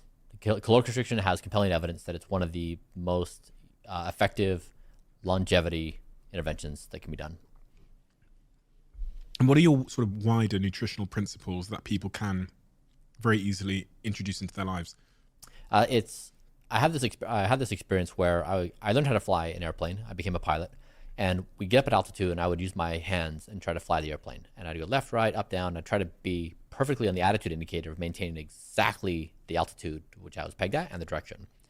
And then I would engage autopilot, and this plane would just sit up straight, and it would be perfectly pegged. It was so far superior to my ability to do it. And that's kind of how I think about my diet. Is if I use my mind, I kind of ping pong around life, eating this and that, and like I hear this thing there, and I hear this thing there, and I kind of do whatever's available to me. If you think about putting your body on autopilot, I call it my autonomous self. Let the body report out, evidence, algorithm in, and it just runs. This is the result. This is autopilot for my body. And so every single thing we do is tracked in the body. Every pill has to justify its existence. If it can't be measured and quantified, we don't do it. And so it's a system, a closed loop system that has an algorithm running me, which is so far superior to my mind, which is going to do, it's going to add the cookie to the order, and it's going to eat blank because of whatever. I'm presuming you're not going to take these back. So. Okay, so this.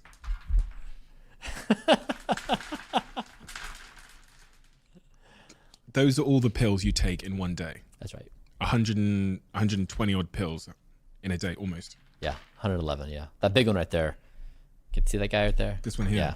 Jesus, Lord Jesus. What is in these pills? A lot of things you would expect, basics like vitamin D and C, more advanced things like alpha ketoglutarate or metformin or carbose or other things like that. It spans from basic and common to some more advanced drugs. A lot of my friends, one of my friends in particular, when he knew that I was speaking to you, he asked me about NAD+. Mm-hmm. That's obviously something that's become quite popular in the longevity culture. What's your perspective on NAD+? Yeah, he's trying to modulate those levels in his body, and there's nice age graphs. So people, to enter this into an understandable frame, it's not commonly understood what a biological age is versus a chronological age. Somebody can be chronologically, I'm 45, but I can biologically be different. I could be either 30 or 35 or 55 or 70 according to the markers. So in levels of NAD, intracellular NAD in particular, there are certain levels that would peg you at age 18, age 30, age 50, because they reliably go down with age. And so when you supplement to try to change these, you're trying to peg yourself to a more youthful state because it's a energy the body runs on. And so what I did is because people in the longevity community do have a lot of questions about how you increase your intracellular NAD levels. And there's a big debate. Do you do NR or NMN? It's like this big debate, and everyone's always wants to fight about it. And so I trialed both. I did 90 days on NR, I did 90 days on NMN, and I measured my intracellular blood levels throughout. And I showed that both were basically effective in doing the objective. So I was able to peg my intracellular NAD at the 18-year-old mark on both supplements. Oh, wow. So it basically doesn't matter, just get it measured and just titrate your dose to make sure you're getting what you need. Nice.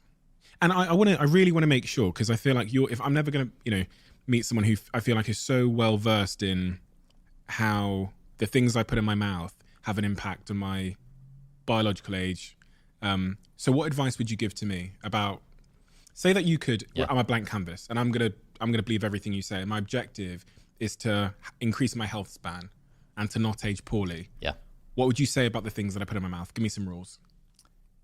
Do exactly what I've published. Okay. I'm going to make it dead simple for you. I say tongue-in-cheek that Blueprint is the best health protocol ever developed. Prove me wrong with your data. If someone can achieve better biomarkers with their protocol, it's going to be amazing for me and everyone else, because now we have a comparison. But right now, the tricky thing for someone like yourself is if you go out into the world and you try to figure this out, you've got to sort through 100 gurus. Yeah. Everyone's saying a different thing. And even now, if you give 5 anti-aging experts the same scientific papers and ask them to develop a protocol for you, you'll get a different protocol from every single one. They're not going to agree. There's no way to go out there and get consensus in the world.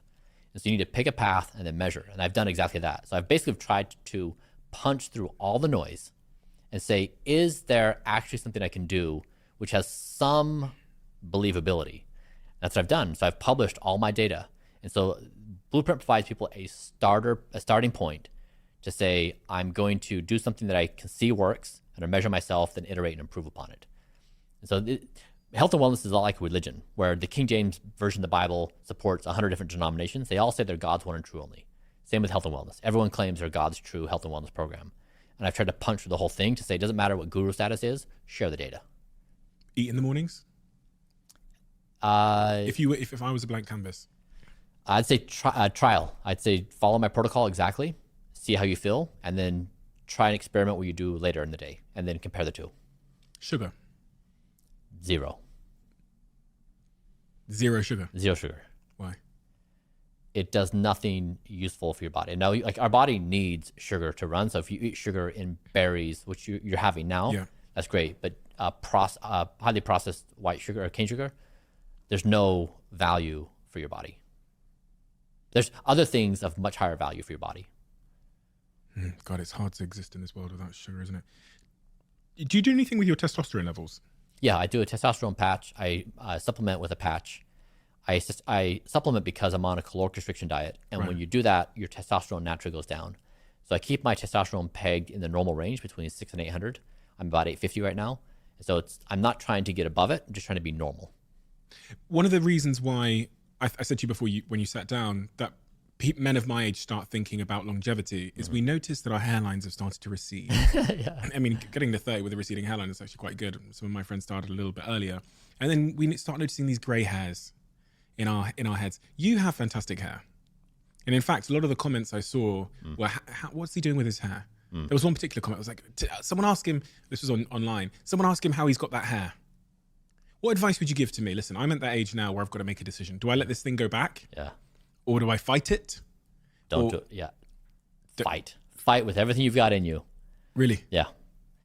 Trust me on this. I will, trust me. You don't want to clean up you don't want to clean up aging damage that you can prevent right now. And I can prevent my hairline receding? Yes. How? I started losing my hair in my early 30s. Yeah. And it's been a grind to try to keep it. And so my hair protocol, here's what I do. I have a custom formulation that we've built. It basically has minoxidil and a few other things, so people can get that easily. I have a red light therapy cap I wear every morning for 6 minutes in my morning routine. I do PRF, so I get blood drawn, spun up, and then re-inject it into my scalp once every maybe month or 3. And then I take a few supplements that are listed online for the Blueprint website. So basically like 4 things. Helps prevent hair loss and encourages hair growth. I don't know if I'm going to be able to do all of that and walk my dog. So I'm like, is there like a silver bullet that I could? So here's how it works is, I know it sounds overwhelming. If you build habits that just make these things so you don't think about it, it sounds overwhelming in the beginning. But if you just get into a routine where every morning you do your thing, and when you're doing that thing, you just throw a cap on your head and it just is on for 6 minutes. And then at night before you go to bed, you put a little liquid on your scalp and you rub it in. And then you take a few pills every day with your routine. It's entirely about building systems so you don't think about it ever. So it's never a burden on you. My friends are taking different approaches to keeping their hairline, and the side effects are the proposed side effects are the reasons why I've always been scared to do it. One of the clear side effects that people talk about is loss of libido. I haven't had that. So we do the dosage. So if they're taking finasteride, which is an oral, then it does have sexual side effects. But I have not yet encountered any intervention that has compromised my libido anywhere in anything we're doing. How do you measure your libido, or is that just kind of anecdotal? Yeah, I mean, so this historically became known about measuring nighttime erections. Yeah. So I didn't know. I was talking to a reporter about this, and he had just done an article on Blueprint. And he read it, and he came back and he's like, hey, my editors are asking about penis health. And I was like, funny you ask. I got to tell you something. And so I just bought this high-frequency electromagnetic stimulation device working on, basically I sit on this little thing. It stimulates my pelvic floor, and I was trying to strengthen my bladder so I wouldn't get up to go to bed at night. It had this side effect of every time I woke up, I was erect. And I was like, this is like what happened to me when I was 10. You know, like when you're 10 years old, you're always erect. And I was like, I haven't experienced that for quite some time. I'm always erect. And so I was telling him about this thing, and then I didn't realize it was going into the article. And so, so then it came out, I was like, oh no. And so it's like this guy, then it's like, this dude is so weird. He measures his nighttime erections, and he drinks his son's blood, and it just started stacking, and people are like, this guy's nuts. Yeah. And so it just creates this pattern where people are like, yeah, he's just out there. One of the things that's really distinctive about you is you have the best posture of any guest that's ever sat here ever. Like, to the point where I was like slumped, and I looked over you and I was like, fuck, I bet there must be a reason why he sat like that. So I corrected my posture, but I keep sliding back down. Why does that matter to you, posture? I wish somebody would have taught me this when I was a kid. It matters a lot with blood flow. I found out because I have these internal jugular veins, which blood from your brain flows out. Right. And I was born with narrow jugular veins. And so when I have bad posture like this, it stops the blood flow and it builds up in my brain, which causes intracranial pressure, which is bad for your brain. I didn't realize I had that until I found in a normal MRI scan, we found that I had some bad things happening in my brain. We're like, why is that happening? and we found these internal jugular veins. So then it focused me on posture of how do I actually situate myself to have the proper flow from my brain down into my body, and it became a whole thing. And so we started doing a bunch of measurements, trying to look at my intracranial pressure, looking at my white matter hyperintensities in my brain, like basically how bad is it? And it was bad. My team kind of went on red alert for 3 months. Am I going to have a stroke? Am I going to have a seizure? We were trying to figure this out. And so one of the ways we fixed this, or we've made positive progress where my symptoms have lessened, is this posture. So I became obsessed with posture to avoid having some catastrophic event with my brain. And it's been useful and helpful. And so I just got into posture and I learned how to do it. But it was really hard. I never realized how many muscles have to be strong to have good posture. I'd wake up in the morning, I could barely move. I was like, oh my God, everything hurts. Did you think there's a correlation between our health outcomes and our posture? The gentleman I work with on this strongly thinks that. There's not evidence yet, but he thinks that it's a significant influence on it, yeah. Quick one. If you've been listening to this podcast for some time, one of the recurring messages you've heard over and over and over again, especially when we first had that conversation with Tim Spector, is about the importance of greens in our diet. And a while ago, I started pressing my friends at Huel to come out with a product that did exactly that, allowed you to have all those greens, the vitamins and minerals you need in a drink. And after several months of iterations and processes, they released this product called Huel Daily Greens, which is now one of my favorite products from Huel because it tastes great and it fills that very important nutritional gap that I had in my diet. The problem is it launched in the US and it sold out straight away and became a smash hit for Huel for the very reasons I've described. It's now back in stock in the United States, but it's not here in the UK yet. So if you're a UK listener, which I know a lot of you are, it's not yet available. So let's all attack Huel.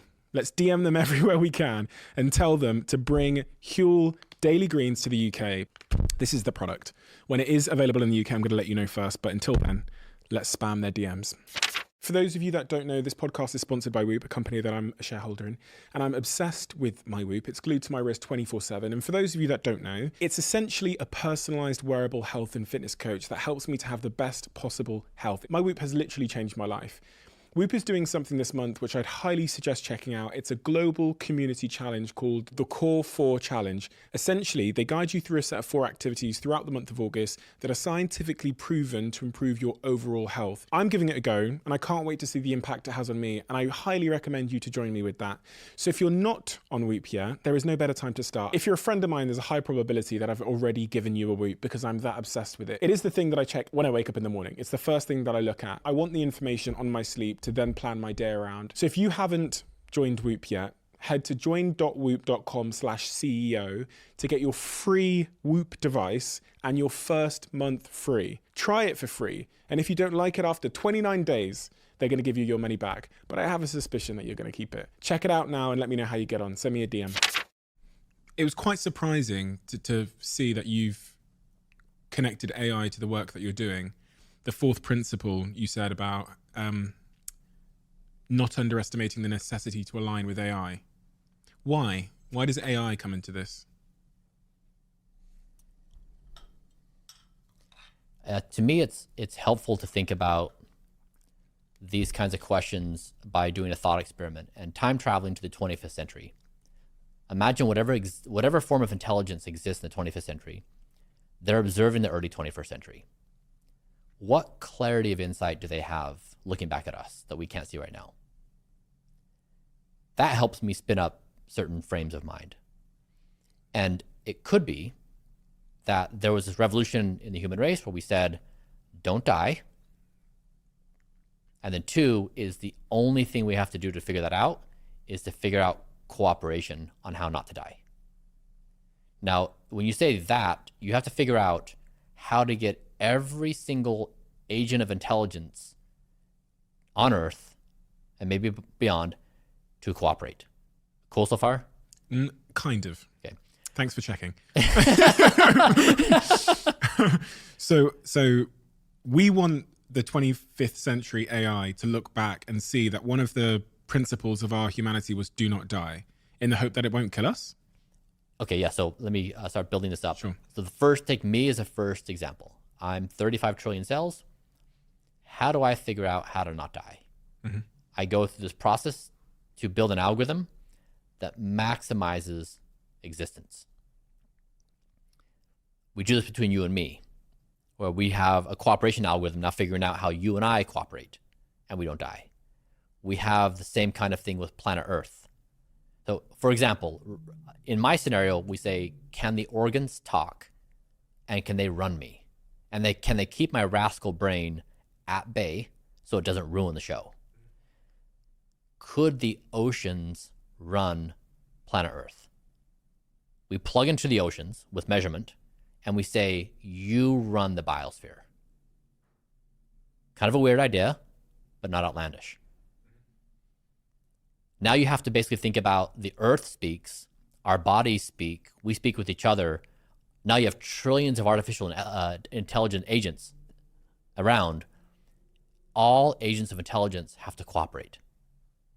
If any one of these agents or a group of them violates the cooperation, it could be the end of you or me or the planet or everyone. We have to figure out coexistence in this huge tapestry of goal alignment. It's currently framed of AI engineers need to figure out how to stop AI from killing everyone. That's part of the problem, but it's not the entire problem. So that's the only objective we have as a species. Like, there's nothing else that matters right now. It's don't die from every vector of potential death. And you think by us doing that on our level and then at a earthly level, that this will, just want to make sure I'm clear, that this will somehow feed into the artificial intelligence, or will create artificial intelligence with one of its principles at its core to be cooperative? Yeah, I mean, so you take the AI problem, and it's so high level. You'd say we don't want AI to be misaligned with human goals. Yeah. What are human goals? Okay. And then you start breaking yourself apart, me apart, and we realize we are a disaster set of goals. Yeah. We want everything all the time, and it always contradicts. We don't have a aligned goal. And this is what I was trying to align with myself. Can I answer that question and say, I have a singular goal to exist? Mm-hmm. Now, if I'm aligning with AI, and if my singular goal is to get to zero self-violence, like maximum life existence ability, I now have a starting point to talk to AI about. All of us do. And if we say Earth, it's maximum sustainability, this planet we're on, we have a starting point for discussion, but it has to begin with existence. And we have to overcome the biggest psychological barrier in our current culture, which is we perceive inevitable death. And so therefore anything that happens, like whatever, we don't care. And so we have to overcome, and this is why I've been playfully challenging the status and authority of Jesus Christ. I made a joke that Jesus fed wine and bread, accelerating aging and inebriating, and I will feed nutrients that will nourish and create life. That why is Jesus the continued representation of a philosophical group of 1 billion plus people? Why can't someone challenge that status and authority and say, no, it's not the resurrection, it's not the afterlife, it's this life, it's don't die. You're not...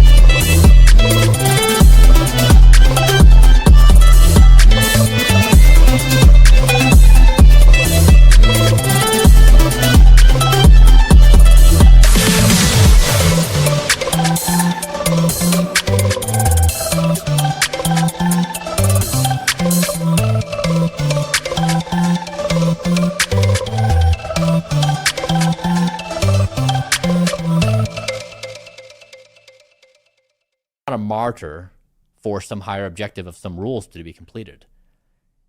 This is the boundary conditions that people create. They say this is a philosophical thing, it's sacred, you can't talk about it, you can't challenge it. Why not? I sat here with one of the founders of Mustafa, one of the founders of DeepMind, and we were trying to find solutions to this issue of AI and containment. And I want to make sure I'm clear that you're saying if we change our goals on a human level from being less self-destructive and more focused on do not die in our existence, then we have something that we can align with AI on, which will preserve our existence as well. But we can't align with AI because currently we're self-destructive. So for an AI to align with us, it would be self-destructive as well. Exactly. And if you peel back these layers, now this conversation is, if we actually got into the technical details, it'd be much more nuanced. I'm going to make an oversimplification of a statement. Thank you. Humans have this broad set of goals. It's to make money, it's to acquire power, it's to have influence, it's to change the world they want. And that's when you talk about containment, you talk about corporations, governments, individuals, ideological groups, everyone's gunning for their own thing.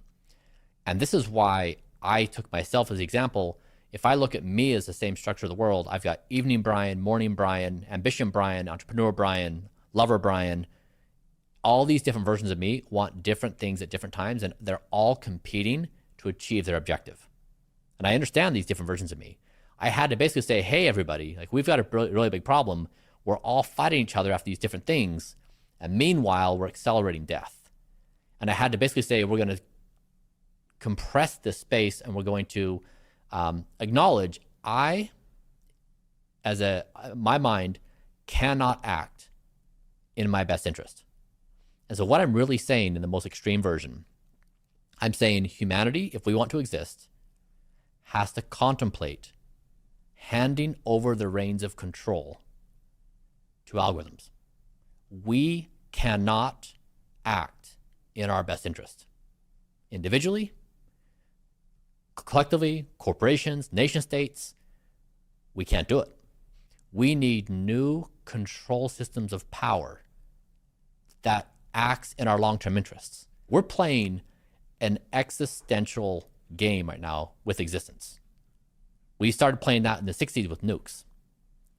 And we're now playing it with AI. We're playing it with our biosphere potentially being an unsustainable place for us. The Earth is going to be fine, not fine for us. We're playing Russian roulette with our existence. So are we lethargic as a species? Yeah, we all think we're going to die anyways.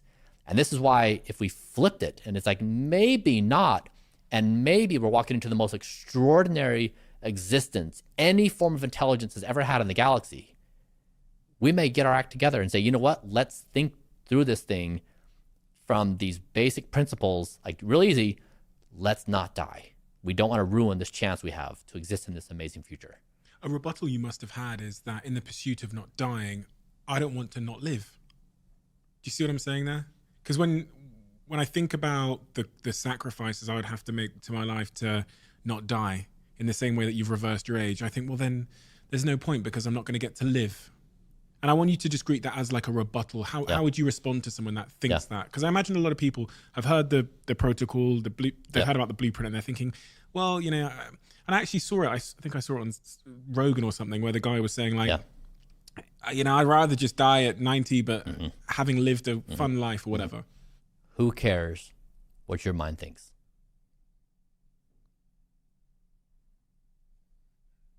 Why is your mind the unquestioned authority that gets to say and do whatever it wants? Why does your body not get a say in this? Why can't your heart speak and your lungs? Why do you, as a tyrant, rule and reign with terror on yourself? This is the thing. This is the unthinkable, most offensive revolution that could happen as a species. Our entire existence, we've assumed our mind is the ultimate authority on all things. Even in this conversation, nothing gets past your mind as having authority. What if it didn't matter what our minds thought? What if they were not the authority? What if there are other authorities there? And why do we even trust your mind to be the thing that can decide on your best interest? Is that where you are in your life? You've removed the authority from your mind. Yes. So when you talked about your being upset, and I could see the emotion in you when people were attacking your father, is that not giving your mind authority? I don't feel like I have control of those things. It's an emotional response that based on thoughts? Yeah, based upon a reaction that I have this relationship with my father. And so it's complicated, right? In terms of like the thing I've isolated with Blueprint is, can I take my self-violence to zero?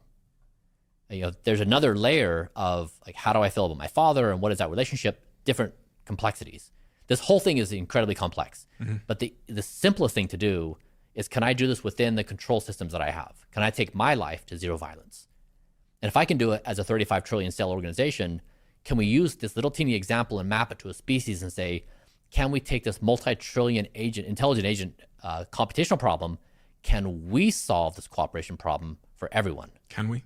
Are you optimistic, Brian? And I want the honest answer here, because, people often have grand plans, but the most important question is, do you think it's possible? Yes. You think it's possible? Unquestionably. Do you think it will happen? I do. And here's why. I think that if it were just the human mind in play right now, I would not feel bullish. I would be pretty forlorn. I'd probably give up. Humans are no longer alpha on this planet. And whether you realize that, whether someone realizes that or not, there's a new alpha on this planet, and it's artificial intelligence. When we're going back to this conversation of the biographies, this is inevitable. Artificial intelligence will run us. It will run this planet, and it will run all forms of cooperation. It's inevitable. And we're going to be superseded in our intelligence on a timescale that is surprising to us. We think we have potentially more time than we do. I don't think we do. And that's why Blueprint to me is so urgent, is of the urgent problems we're looking at of how do you get society to not kill each other with nukes? How do you get AI to not kill us? How do you get us to not die individually? How do you avoid the Earth's environment, biosphere, from collapsing and not supporting our existence here anymore? Like, how do you stop existential threats? And the thought processes people have been spinning up is, we need legislation, we need new laws, we are going to protest, we're going to make a big thing. And what I've tried to say is, I'm going to actually do the thing no one else is doing. I'm going to point at self. I'm going to say, can I solve all of these problems within me? Can I solve climate change within me? Can I solve AI alignment within me? Can I solve cooperation within me? And that's what I've been trying to do, is a N of one example of how to solve a complicated system. Now, Blueprint is like an analog version, like its first version, right? But philosophically, it's an interesting model. How do you take a complicated system of intelligence like me with all these different versions with proneness for self-destruction? I mean, like if you say, what are the risks of AI? Like AI, you list like all the things AI does that scare us. That is exactly the same list that I'm scared of for myself. And that you're doing to the 35 million cells. Yeah, like I am AI, and I am my own worst risk. Like it's just, the risk profile is the same. I'm runaway intelligence, doing things that is causing self-destruction. And that's what AI will do if it's allowed to run away. So that's the thing. It's so funny. If we look at AI and we're scared of it, we just look in the mirror. It's the same thing. It's the same risk profile. Intelligence is self-destructive if uncontrolled, or? And so how do you build intelligence that's actually sustainable? How do you build it so it's not self-destructive? How long do you think we've got? You said we've got less time than we think. I don't know why we wouldn't spin on a dime right now and look at every existential threat and go after it right now. Like, why wait one more day? And why even try to calculate the absolute last moment we can do something before everything becomes catastrophic? We don't know the second and third and fourth order consequences of the biosphere changing. We don't know when AI is going to emerge and what level. We don't know what systems are going to. We don't know. Like, you can't model it. You can't predict it. So creating timeframes is ridiculous. You're emotional about this. I want to exist. I really don't want to die. It's really fun to exist. And I don't know what death is like, but I've had moments in my life where I get these small glimpses into this expansive of consciousness. And it could be the case that we are Homo erectus, that we are so primitive, it's just unimaginable. And that if we can step into this future, we could have this expanse of consciousness that is mind-bending, so far out, so far beyond our imaginations, we just can't even comprehend it. We could be right there on that cusp. To me, it seems like we are. Why would any other imagination be practical to assume right now? If superintelligence is in the game here, and we're within that mesh of intelligence, why couldn't we reasonably imagine that we might be along the ride in some capacity? Are you scared? No, I don't have an emotion of feeling scared. I don't experience that emotion. Ever? Fear? I don't. I mean, as people describe it to me, I don't really feel it. Very logical and analytical in the way that you see things, right? You think differently, right? And obviously people that think different, like people like Elon Musk, etc., he's neurodivergent in some capacity. You've got a divergence to your neurology, if that's even a word, which is very unique. And are you aware of that? It's hard for me to see that. There are moments where I was at a dinner a few weeks ago, and people were going around and talking about stuff, and in that contrast, I was like, whoa, I'm really different than what's happening here. So there are these moments of the sharp contrast, but I generally view the world as crazy.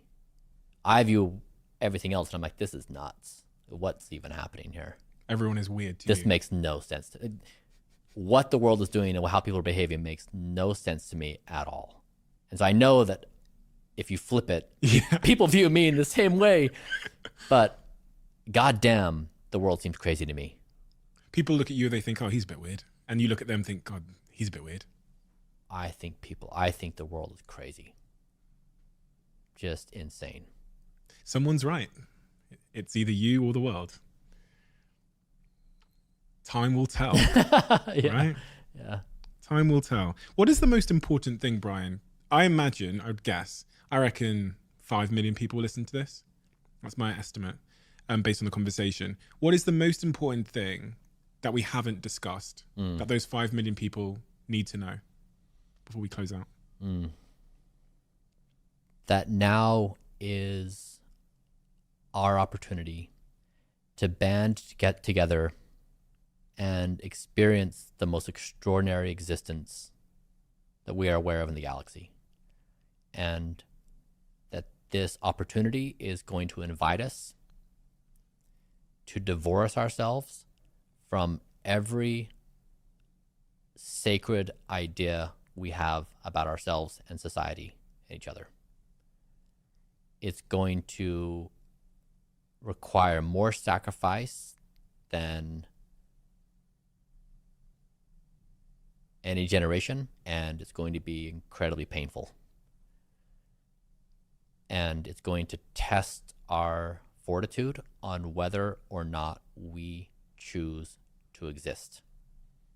The fate of intelligence in this corner of the universe may depend upon us right now creating this bridge to this next evolution of being human and of the fabric of intelligence. It is our opportunity to seize, equally to lose, if we don't recognize the moment and step up. And step one in stepping up is fundamentally stopping the war against ourselves. It's in daily acts of revolting, of revolution against the status quo, which is harming us and lessening our chances every day. People are accustomed to seeing revolutions happen by storming places and using weapons. The weapons at our disposal are to go to bed on time, to eat healthy, to not watch porn, to not get addicted to things. And it sounds weird and weak and different, but revolting against the culture of death and a self-destruction with self, with planet Earth, and how we engage with artificial intelligence. And these foundations map the future of our existence. And it begins with self. It's not blaming someone else. It's not pointing at someone and telling them how they have to change. It's looking at self and building the revolution within each one of us. What would you do if you found out you were going to die next week? You had a terminal illness. How would you feel? I would feel satisfied that I spent my entire adult life searching for the singular thing I could try to do to create value for the human race. And I found it just in time and articulated the ideas just in time, barely well enough to kickstart this revolution. Are you misunderstood? Because the perception of you that I had before I met you is different to the perception I have of you now. Specifically, the perception I have of why you're doing what you're doing. Because when I heard the tale of this Brian Johnson guy, he's trying to be 18 years old. He's a narcissist. He was struggling with the concept of death. He's got so much money now. He's fighting life. So, he's doing this for himself. He probably wants to date someone young, and that's why he's doing what he's doing. It's all sort of self-centered. The proposition you've given me today is very much more about humanity than it is Brian Johnson. It seems like the picture painted of you, and I know how the press works, right? Yeah. It's the things that gets the clicks, right? Versus the person that sits in front of me today, feel like two completely different people.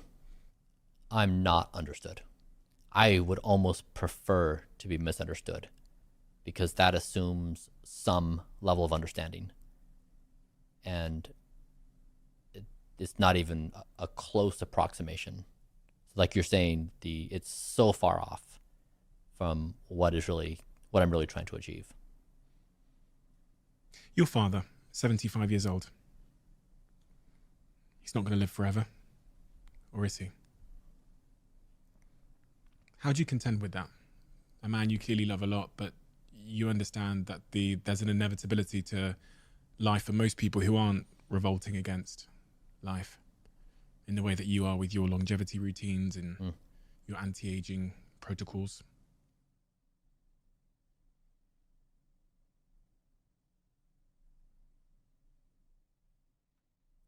Yeah, it's impossibly hard for me to reconcile.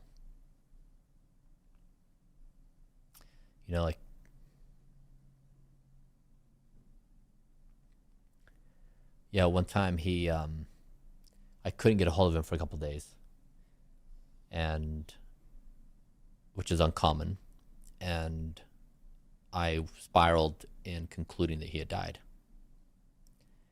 And not being able to call him and hear his voice was beyond devastating.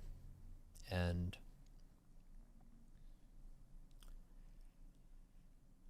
death is a terrible thing. We've all experienced it, and it would be wonderful if we could bring an end to it.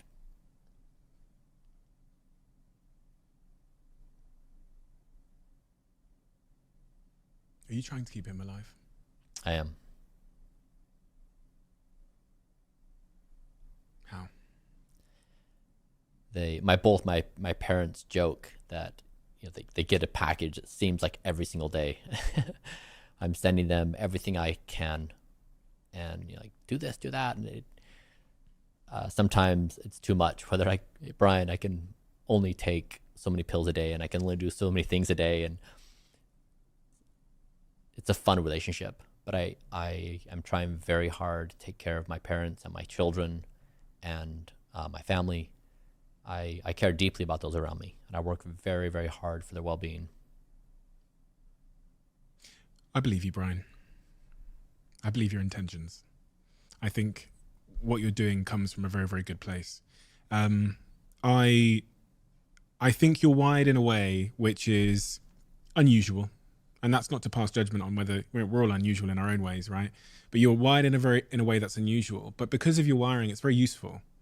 You know, I think that when we think about tribes and chronotypes and the differences within tribes, it's useful to have people that think differently within the tribe because it kind of covers all of our bases. And you present a new perspective about humanity, about the path forward and about the way to live. And I think any new perspective, anyone who is humble and is searching for truth would welcome a new perspective, especially when it's not harming others, right? You would want a new perspective if you are in the search of truth, not in the search of confirmation of your existing ideas or the alleviation of the cognitive dissonance we experience. And that's what when I experience you, that's exactly what I think. I'm open. I'm open to your perspective. I don't have to accept it all into my daily life, but being open to listen, I think, is something we should expect of ourselves at a very fundamental level. And I would just wish there was more people that would just, have the fearlessness to present a new perspective. Because as I think we said earlier in this conversation, there's so much potential trapped behind the fear of looking weird in life. So we stifle opinions and innovations and creativity because we don't want to look weird, because there's a cost to that in our society. You get smashed, right? And for whatever reason, you've made the decision that matters less than the mission that you're on. So I respect you and I commend you for that. Am I going to have the 120 pills? I can't make you a promise there. I'm sure I'll take a couple of them. This was nice. Can't imagine putting the chocolate on my broccoli. But, there's a lot to learn here. And I hope to make this sort of incremental steps in some of those areas of my health that we can all agree upon. I would thank you for the conversation today. As hard as I try to be impervious to judgment, in conversations, it's hard to fully go through the expression of ideas when the other person even is making the most subtle of judgments or setting boundary conditions. And I love talking to you because you did none. You just rolled with me and you embraced it, and I felt welcomed to express all of it. So I appreciate that very much. Really means a lot to me, to the point I just got goosebumps, because I can't imagine what you've gone through in interviews with people and their judgments. When I'm actually getting emotional thinking about it, I can't imagine what you've gone through in interviews because of people's their closed-mindedness when they came to have a conversation with you. And how what a waste of conversation and discourse and progress that is when we come with a closed mind. And so I'm so happy you felt that way, because it really mattered to me that you did. And because you did, you were able to share in such a way, which I actually think is incredibly beneficial to me and I think everyone that's listened. So thank you for that. Thank you. That's one of the best compliments I've ever received. So really means a lot to me. Thank you for that. We have a closing tradition on this podcast. All right. Where the last guest leaves a question for the next guest, not knowing who they're going to leave it for. In the Diary of a CEO. The question left for you.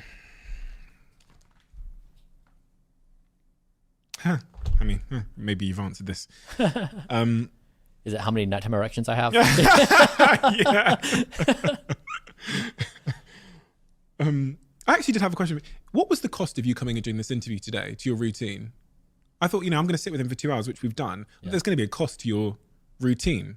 Yeah. None. Because of the timing? Yeah. Okay, good. Appreciate that. Yeah. We'll get you home before 8:30 p.m. for your curfew. The question left for you is, if all you could change is one thing about the world, what would it be? I want to exist. A unwavering, unconditional, maniacal want to exist. Brian, thank you.